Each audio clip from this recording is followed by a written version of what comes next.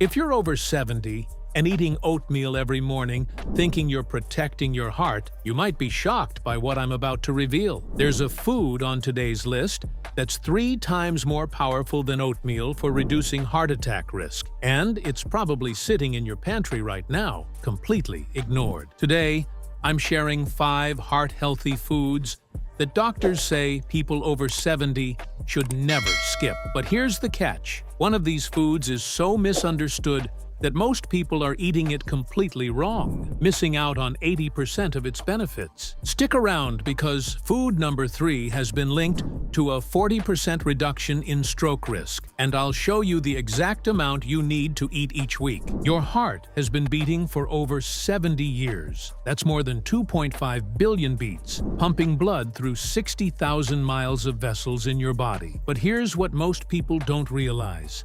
After age 70, your heart needs different support than it did in your 50s or 60s. The foods that worked for you a decade ago, they might not be enough anymore. Your arteries are less flexible, inflammation is higher, and your body processes nutrients differently. That's why today's list is specifically designed for those over 70. Before we dive in, I need to mention something important, and this connects directly to food number 5, which we'll get to in a few minutes. Many people over 70 are on blood thinners or heart medications. One food on today's list can actually interfere with these medications if you're not careful. So make sure you watch all the way through to learn which one it is and how to eat it safely. Now, let's start with food number 1. The first food that should be on your plate at least twice a week is fatty fish, specifically salmon, mackerel, or sardines. Now I know what you're thinking. I've heard about fish and omega-3s a million times. But here's what makes this crucial after 70. A recent study from the Journal of the American Heart Association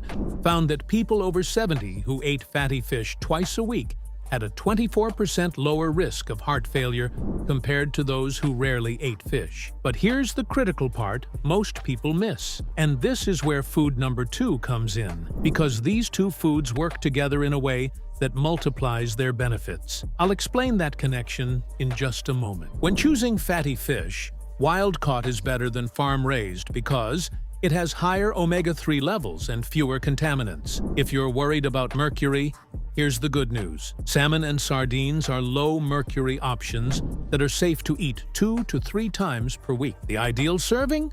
About 3 to 4 ounces, roughly the size of a deck of cards. You can bake it, grill it, or even eat it from a can. Yes, canned sardines and salmon count, and they're actually more affordable. Now, remember I mentioned these two foods work together? Let's talk about food number 2, because when you combine it with fatty fish, something remarkable happens in your arteries. Food number 2 is leafy greens, specifically spinach, kale, collard greens, and Swiss chard. Here's why this matters so much after 70. Leafy greens are loaded with nitrates, not the bad kind you find in processed meats, but natural nitrates that your body converts into nitric oxide. And nitric oxide is like a lubricant for your arteries, helping them stay flexible and open. After age 70, your body produces less nitric oxide naturally. That's one reason blood pressure tends to creep up with age. But eating just 1 cup of leafy greens daily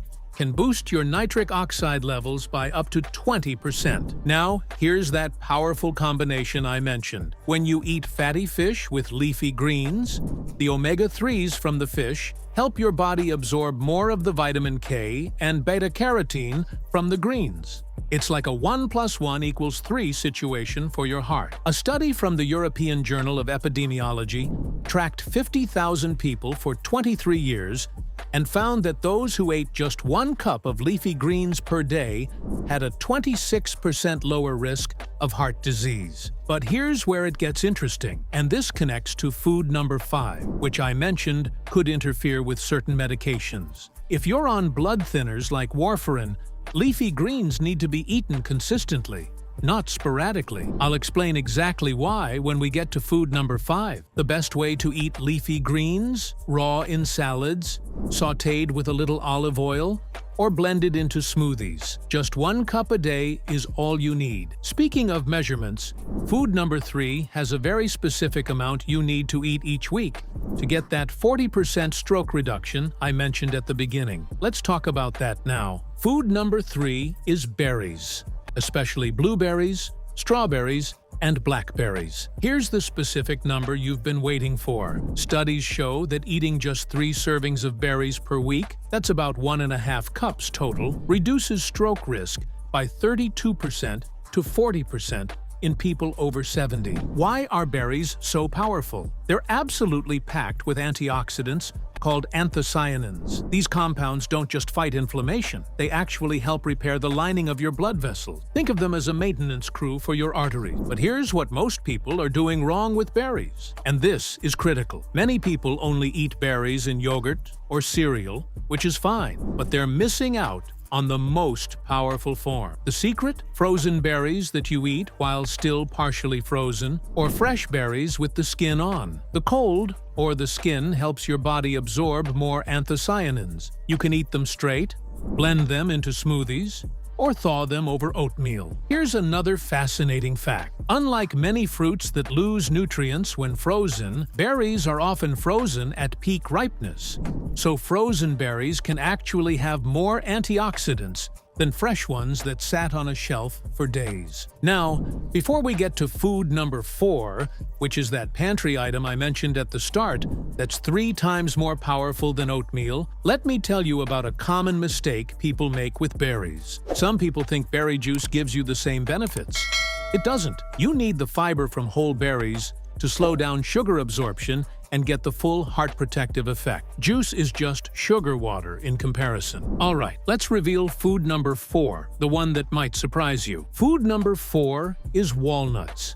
And yes, this is that food I mentioned that's sitting in your pantry, possibly forgotten. Here's why walnuts are so powerful. They're the only nut with a significant amount of ALA omega-3 fatty acids. While fish gives you EPA and DHA omega-3s, walnuts provide ALA, which your body converts into the other form. Now, here's that 3x claim from the beginning. A major study published in the Journal of the American College of Cardiology found that eating just 5 servings of walnuts per week, that's about 1 ounce per serving, roughly 7 walnuts, reduced heart attack risk by 51% in adults over 70. Compare that to oatmeal, which shows about 15 to 17% risk reduction. But here's the crucial mistake people make. They eat walnuts that have been sitting in their pantry for months, even years. Walnuts go rancid because of their high oil content. Rancid walnuts not only taste bitter, they actually create inflammation instead of reducing it. The solution? Store walnuts in the refrigerator or freezer, and they'll stay fresh for 6 to 12 months. Smell them before you eat them. Fresh walnuts have a mild, slightly sweet smell. Rancid ones smell like paint or nail polish. You can eat them as a snack, chop them over salads,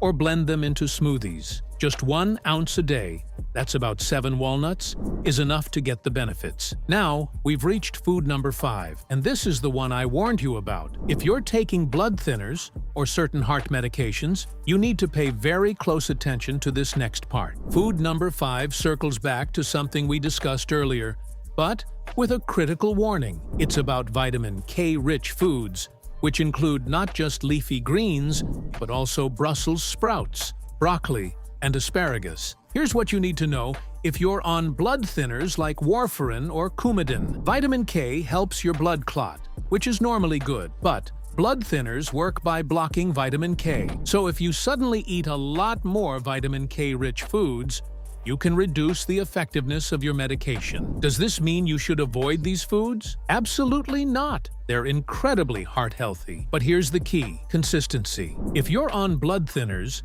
eat roughly the same amount of vitamin K-rich foods every day. Don't go from eating no greens to suddenly eating kale salads 3 times a week. Your doctor has dosed your medication based on your typical diet. The best approach? Talk to your doctor. Establish a baseline of how much vitamin K you're eating and stick with it. Most doctors are happy to adjust your medication dose so you can enjoy these heart-healthy foods safely. For those not on blood thinners, aim for at least 1 serving of vitamin K-rich vegetables daily. They reduce arterial stiffness, lower blood pressure, and protect against calcification in your blood vessels. Let's quickly recap the 5 heart-healthy foods you should never skip after 70. Number 1. Fatty fish like salmon or sardines, at least twice a week for omega-3s and heart failure prevention. Number 2. Leafy greens, 1 cup daily to boost nitric oxide and keep arteries flexible. Number 3.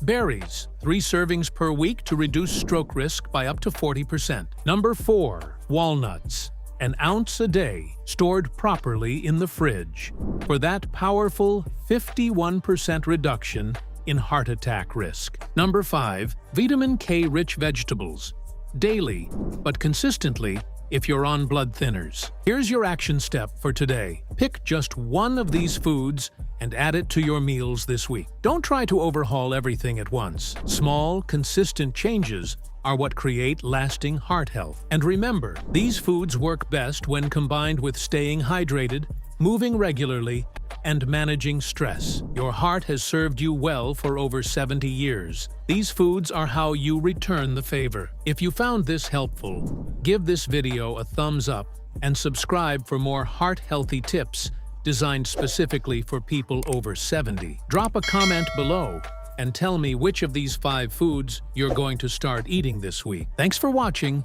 and here's to your strongest heart.